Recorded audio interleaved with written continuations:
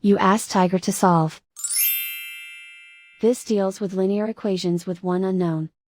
The final result is z equals 8. Let's solve it step by step. Simplify the expression. Expand the parentheses. Simplify the arithmetic. Group all constants on the right side of the equation. Add 20 to both sides. Simplify the arithmetic.